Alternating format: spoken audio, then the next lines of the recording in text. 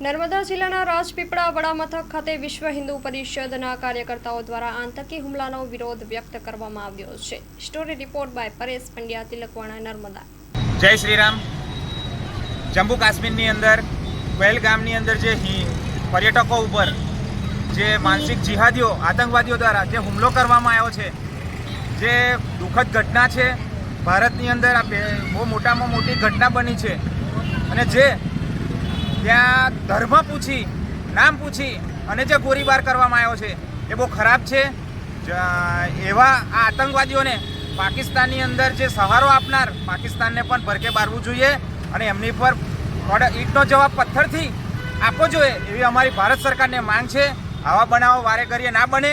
તમે જોઈ શકો છો, એ બંગાળ હોય, યુપીની અંદર હોય, ઘણી બધી જગ્યાઓ પર અત્યારે જિહાદીઓનું વલણ વધી ગયું છે। તો આવા જિહાદીઓ ઉપર કડક કાર્યવાહી થાય એવી અમારી વિશ્વ હિન્દુ પરિષદ, બજરંગ દળની અને હિન્દુ સંગઠનોની માંગ છે। એ જ રીતે અમારે બીજું આગળ કંઈ કહેવું નથી, પણ આ રીતે કડક વલણ અપનાવે એવી અમારી સરકારને માંગ છે। વિશ્વ હિન્દુ પરિષદ, બજરંગ દળ જિલ્લા સંયોજક પુષ્પરાજસિંહ ચૌહાણ।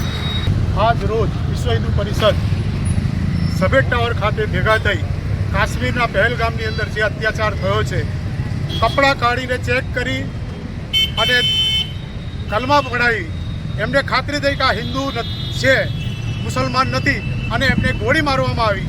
એ વસ્તુ બહુ મોટો અત્યાચાર કર્યો છે આપણા ઉપર, એટલે વિશ્વ હિન્દુ પરિષદ આને વખોડે છે અને સરકારશ્રીને પણ અમે એ કહીએ છીએ કે અમારો એક ગયો છે તો એમના 100 જવા જોઈએ અને ધર્મ પૂછીને જે ગોળી મારી છે તો ધર્મ પૂછીને અમે હિન્દુઓને આહવાન કરીએ છીએ કે ધર્મ પૂછીને ખરીદી કરો। આગળ 1990ની અંદર જે હાલત કાશ્મીરી પંડિતો સાથે થઈ હતી એ જ આજ દોહરાવી રહ્યા છે। એટલે સરકારે પણ અને ડિફેન્સને પૂરી છૂટ આપવી જોઈએ કે આના ઉપર ડિફેન્સ પૂરેપૂરી જે કંઈ કરવું હોય એ કરી શકે। અમારી સરકાર ખાતે એક જ માંગણી છે કે અમારા એક ગયો છે તો એનો 100 જવા જોઈએ।